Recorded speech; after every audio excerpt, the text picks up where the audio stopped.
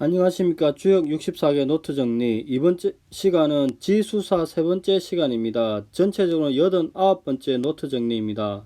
이번 시간에는 63과 64에 대해서 알아보고 조금 시간이 나니까 그 점에 대해서 조금 더 검토를 하겠습니다. 자, 먼저 한자를 같이 한번 읽어보겠습니다.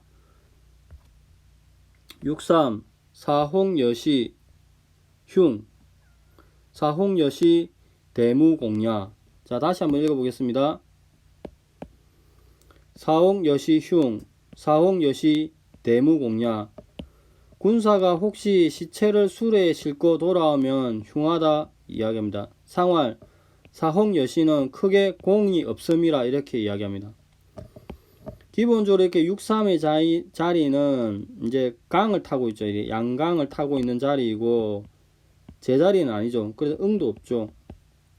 즉 63은 강을 타고 있으며 유약한 음요로서 제자리가 아니다. 일반적으로 또한 3위는 보통 교만한 자리다 이렇게 합니다. 사홍여시를 설명하시길 군대가 출정을 하였으나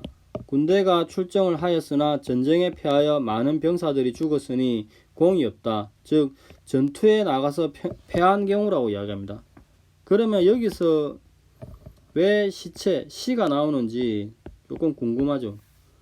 황태영 교수님은 이 설명하시기를 이 부분을 출병은 군령에 따르는 것뿐만 아니라 충효의 일륜과 농번기를 회피해야 한다. 그렇지 않으면은 군사들이 농사짓고 제사지는데 군대에 나가야 되니까 도덕적 갈등을 일으키죠. 즉 도덕적 갈등과 동렬해서 전쟁을 이기지 못한다고 이야기합니다.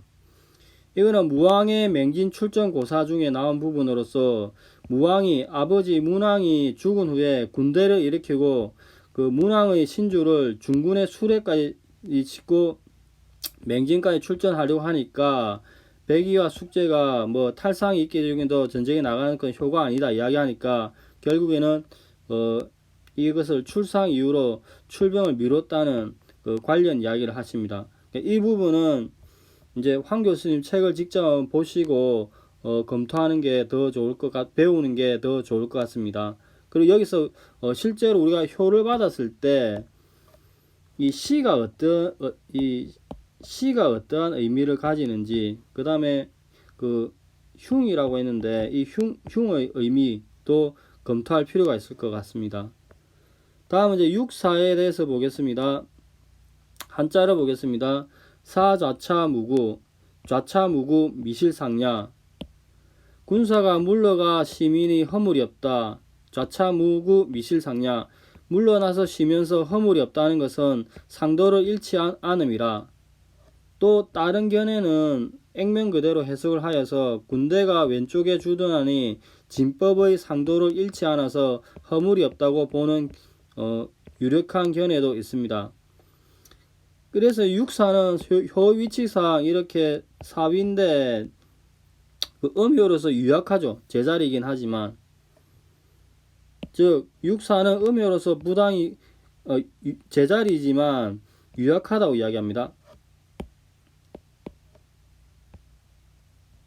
자, 다음은 이제 그 의미를 이렇게 좌자차를 좌측에 주둔하여 후퇴하여 주둔함을 이야기한답니다. 즉 진영을 30리 후퇴시킨다고 합니다. 즉 전쟁에서 몰살하여 패배하는 것보다 싸워서 이길 수 없는 아주 강한 적이 나오면은 때로는 퇴각을 하여서 군대가 패배하는 것을 방지할 필요가 있다고 이야기합니다. 즉 싸워서 이길 수 없는 강적이 있는 경우 퇴각을 통하여 군대가 패배하는 것을 방지한다. 즉 회군하는 경우에는 온전히 무사하다 이렇게 합니다. 그러면은 이제 우리가 실제로 이 효를 받았을 때 좌차의 의미를 생각하여서 전략적 판단, 행동의 준칙으로서 삼아야 될 것 같습니다. 자, 여기가 일반적인 설명이고 다산의 설명을 보겠습니다. 사홍여시 흉, 상활 사홍여시 대무공야. 군자가 혹 시체를 수레에 쉽게 오는 경우가 있을 수 있으니 흉할 것이다. 상활 사홍여시라고 한 것은 크게 공을 세운 것이 없다 이렇게 이야기합니다. 자, 그러면은 기본적으로 여기가 번개죠. 지수사 번개가 632 효변을 하면은 이렇게 그 집 지풍성이 되죠. 이 지풍성은 직의 모계인 지택임과 또 다른 모계인 뇌산소가에서 왔습니다. 그 뇌산소가를 보면은 이렇게 합계는 간의 시체가 있고 상계는 건의 수레가 있다고 이야기합니다. 그게 추이를 하게 되면은 손으로서 들어오는 거죠. 싣고 들어오는 거죠. 즉 소가 시절에는 간의 시체가 안에 있고 건의 수레가 바깥에 있는데 추이하에서 사에서 이루어오면은 손으로 실으니까 시체를 수레에 싣고 오는 그런 상이라고 이야기합니다. 혹이라는 단어를 이제 계속 쓰는 경우에는 미심쩍어서 혹이라고 이야기하는데 이 물상을 뇌산소가에서는 도출했지만 또 다른 모계인 이 지택임에서는 이런 물상이 나오지 않으니까 이런 상이 없으니 혹이라는 단어를 씁니다. 수체를 실에 싣고 오는 상은 지택임께에서는 나오지 않는다고 하니까 혹이라는 단어를 쓴다고 합니다. 자, 여기까지가 대무공도 보겠습니다. 크게 이루는 공이 없다 이렇게 이야기하는 것은 여기가 본계이고 지수사 본계죠. 본계에는 감의 일이 공이 있었는데 이렇게 삼효가 육삼이 효변하니까 지풍성이 됩니다. 그러면은 합계가 손이 되니까 구부러짐이 되는 거죠. 즉 감도 사라지고 손의 성질이 구부러지는 게 있으니까 결국 이루는 게 없다. 대무공이 되는 거죠. 자, 여기까지가 육삼에 대한 설명이고 육사에 대한 설명을 보겠습니다.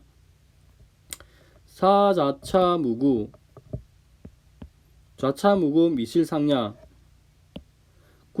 군자가 진영을 30리 후퇴시키니 허물이 없다. 상활 사자차무구라고 한 것은 이전에 있던 것을 잃지 않았기 때문이다. 이렇게 이야기합니다.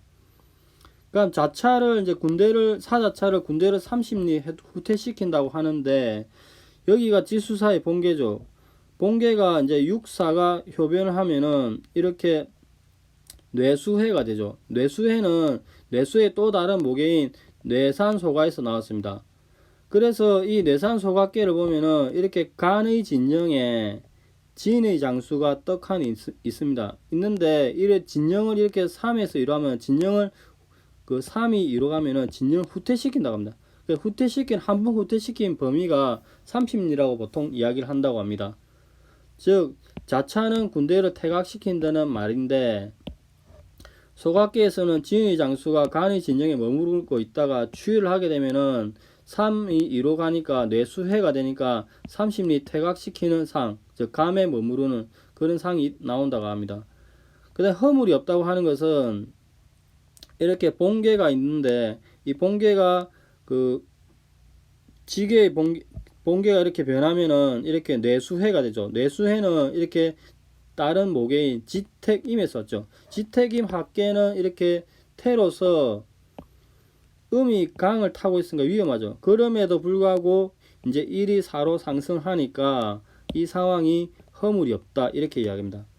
그 다음 미실상은 이전에 있던 진을 잃지 않는다고 이야기하는데 이렇게 지수사 본계가 있다 하더라도 지계로서 뇌수해로 변한다 하더라도 여전히 예전에 있던 이 진을 효변을 하더라도 이 진을 유지하니까 미실상냐라고 이야기합니다. 자, 여기까지가 63과 64에 대한 일반적인 설명과 다산의 설명을 같이 보았는데 조금 시간이 나니까 점을 치는 대상과 방법에 대해서 보겠습니다. 저번에 조금씩 한다고 했는데 이제 읽어보겠습니다. 자, 기본적으로 이제 점을 칠 때 자기가 궁금하거나 의문이 되는 대상을 생각을 합니다. 궁금하거나 의문이 나는 대상을 생각합니다. 예를 들어서 오늘 산행을 가는데 일진이 어떻겠습니까? 생각하고 실제로 이제 이걸 해봐야 되겠다 생각이 들면은 목욕 재개하고 몸가짐을 바르게 한 뒤에 마음을 정리하고 조용하고 깨끗한 방에서 주변을 깨끗하게 합니다. 성심을 다하고 성실하고 정결하게 하는 거죠. 그리하여서 종이 같은데 묻고자 하는 내용을 적어서 진지하게 마음을 챙깁니다. 그리고 바른 자세로 정자해서 정성을 들이고 마음을 가다듬고 욕심을 비우고 이제 가라앉히는 거죠. 즉 마음을 비우고 잡념이 없는 정성스러운 상태에서 이제 점을 치려고 준비를 하는데 이때 마음가짐은 천지신명에 물음을 구하고 이 물음 내에서 천명으로서 밝혀줄 것을 기원하는 진지한 자세이어야 이어야 한다고 합니다. 예를 들어서 뭐 땡땡시 땡땡군의 뭐 땡땡읍에 사는 예를 들어서 뭐 15살 뭐 홍길동입니다. 괴로서 묻고자 하니 내가 내일 친구들과 농구를 하러 가는데 내일 농구 게임이 어떻게 되겠습니까? 뭐 이렇게 묻는, 그렇게 하는 거죠. 구체적인 예시는 다음에 또 설명할 일이 있을 것입니다. 그렇게 묻는 대상은 길흉하복, 사태의 진행 과정, 추이 등 다양합니다. 예를 들어서 뭐 막연하게 우리가 아이가 태어났는데 이 아이가 장래성이 어떻게 됐습니까? 커서는 어떤 사람이 되겠습니까? 그런 막연한 문제를 묻는 것도 있고, 그냥 구체적인 문제. 예를 들어서 뭐 춘추점 서역에 나온 채부자가 가부 광씨를 아내로 맞이하였는데 맞이하는데 이게 이제 길하냐 흉하냐 이렇게 묻는 경우도 있습니다. 그리고 선거에 있어서 그 이제 선거로 치르는 공무원에 대해서 저 사람이 이번에 당선되겠습니까? 안 당선입니까? 이렇게 문제가 다양합니다. 근데 다만 범죄적 내용을 묻는 것은 되지 않습니다. 예를 들어서 은행을 털러 가는데 뭐 성공할 수 있겠습니까? 안 됩니까? 그런 건 안 되죠. 춘추점 서역 사례에서도 그 여자가 어떤 환란에 가입하였는데 이게 어떻게 되겠습니까? 하니까 이제 그 원형 이정에 덕이 없으므로 내가 그 괴를 받지 못하다. 실제 받은 괴는 굉장히 좋은 괴였으나 사덕론에 입각하여서 원형 이정에 덕이 없기 때문에 내가 그 괴를 받았다 하더라도 나는 그 전제 자체가 되지 않는다, 이렇게 이야기합니다. 그래서 범죄적 내용은 되지 않습니다. 그 다음에 두 개의 상황 중 하나를 택하는 문제도 피하는 게 낫습니다. 예를 들어서 내가 빵집을 좋아하는데 007 빵집을 가야 되는지 008 빵집을 가는지 두 개 중에 하나를 선택하는 그런 문제는, 그렇게 묻는 방식은 피해야 합니다. 이때는 오히려 하나씩 007 빵집에 오믈렛이 맛있다고 하는데 어떻습니까? 아니면 괴로서 알려주십시오, 이렇게 묻는 방식이나, 또는 008 빵집에 치즈케이크 맛있다고 하는데 어떻습니까? 이렇게 묻는 방식이지, 두 개를 양자를 비교하여서 묻는 방식은 적절하지 않는다고 이야기합니다. 즉, 두 개의 선택지를 각각 따로 묻는 방식이 낫다고 합니다. A 대학과 B 대학을 A를 원서를 넣었을 때 A 대학이 낫겠습니까? B 대학 낫겠습니까? 이렇게 묻는 게 아니라 A 대학 따로 B 대학 따로 이렇게 묻는 게 낫다고 합니다. 그 다음에 점을 치는 방식을 선택을 해야 되는데 이 방식에는 시초점, 동전점, 주사위법 다양하게인데 이게 원칙이죠. 근데 이게 어려우니까 동전법을 하는 경우가 많이 있고 오늘날 주사위법 뭐 다양한 게 있습니다. 그 다음 이 경우 이제 괴를 받은 경우에 괴를 이제 해석을 하는 거죠. 그 다음에 변효가 있는 경우에는 또 다르게 해석을 하는데 이 변효를 구하는 방법에 대해서는 김상섭 춘추점 서역에 나온 책을 참고하시고 여력이 되시는 분은 이 책을 한번 읽어보시는 게 좋을 것 같습니다. 이렇게 괴가 나왔을 때 우리가 계속 지금 한 거의 15개 이상을 했습니다. 하는데 해석을 할 때 괴명 자체로 하는 경우도 있고 괴사로만 하는 경우도 있고 괴의 형상, 물상만으로 하는 경우도 있고 이 세 가지 모든 상황을 조합해서 하는 경우도 있습니다. 그래서 춘추점 서역 이 책에는 점을 친, 예전에 친 22개의 사례를 가지고 이렇게 다양한 방식으로 해석한 것을 이제 과정을 추이하여서 보여주기 때문에 공부하는 데 많은 도움이 됩니다. 그러면 이제 우리가 이때까지 그 점의 확률이 이론적으로는 0에서 100이죠.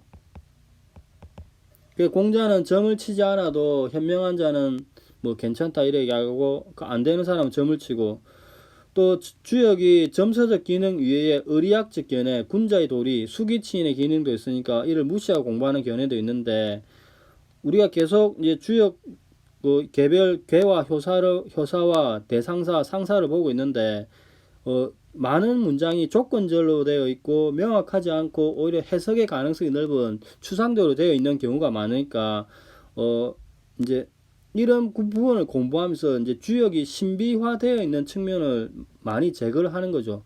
그래서 조건절로 되어 있으니까 획일적으로 흑백 논리로 길하다 흉하다 이렇게 되어 있지 않다는 것을 계속 노트 정리한 것을 보시면 느꼈을 겁니다.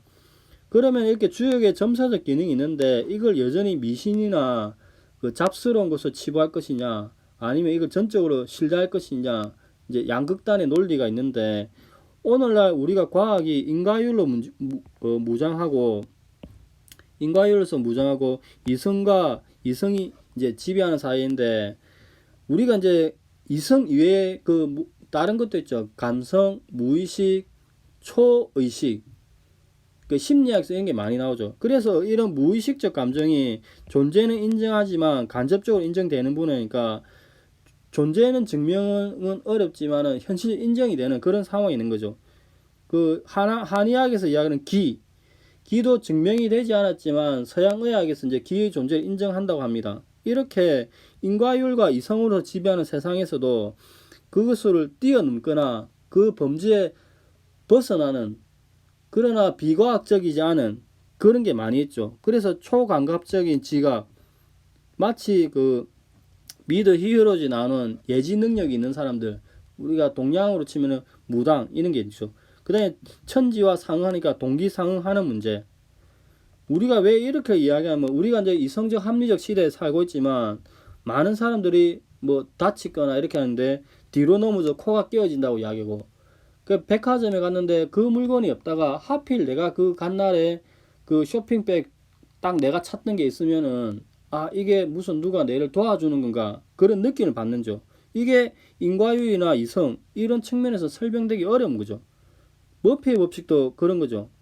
내가 하면 뭐 안 되는데, 근데 또 우리는 또 어떤 것을 하기 때문에 간절히 원하면 이루어지고, 또 실제 그런 경우가 있었죠. 가장 대표적인 게, 많이 세월이 지났지만은 월드컵 4강에 갈 거라고 아무도 생각을 못 했죠. 그 당시에 2002년도에. 근데 간절히 이루어진다, 꿈은 이루어진다, 이렇게 이야기했습니다. 그거를 이제 논리적으로는 대부분 4강에 갈지는 생각을 못 했는데 된 거죠. 그래서 이런 게 또 다른 말로 농담으로 운칠기삼이라고 이야기합니다. 이래서 인과율과 이성이 지배하는 이 세상에서 이렇게 점서적 기능을 인정할 경우에, 과학적 잣대로 되는 경우에 그 과학적 잣대가 이성으로만 한정했을 때는 그것을 뛰어넘는 경우가 있으니까, 이미 서양에서도 심리학에서도 초의식, 무의식, 그 다음에 잠재의식, 이드, 에고, 스포 에고 이런 다양한 개념이 있고, 또 서양 심리학자들도 주역 공부를 많이 연구하고 연구소도 있는 상황이라고 합니다. 그러니까 이제 이 점서적 기능을 어떻게 봐야 될지 고민을 많이 할 필요가 있죠. 그리고 이제 이렇게 천지신명에게 뭐 이렇게 묻는 이 상황을 단순히 이제 미신적으로 치부하기에는 그렇지 않다는 측면이 많이 있으니까, 이 이제 주역의 의리학적 견해, 군자의 수기치신과 내면의 그 수양에 관한 학문이기도 하지만 이런 측면이 있으니까 이 부분을 고려해서 바라보시기 바랍니다. 자, 점에 대한 이야기는 계속 조금씩 이어서 하니까, 그 노트 등이 조금씩 이어서 하니까 다음에도 또 조금 설명할 일이 있을 것입니다. 자, 오늘은 그 지수사에 대해서 이제 63과 64에 대해서 봤는데, 63에서는 시체가 왜 나오는지, 시체의 의미가 무엇인지 검토할 필요가 있고, 64에서는 좌차, 물러선다, 이 물러설 때의 전략적 행동을 어떻게 해야 될 건지를 이 주역의 효를 받았을 때 고민을 할 필요가 있을 것 같습니다. 오늘은 여기까지 하겠습니다. 감사합니다. 좋은 하루 되십시오.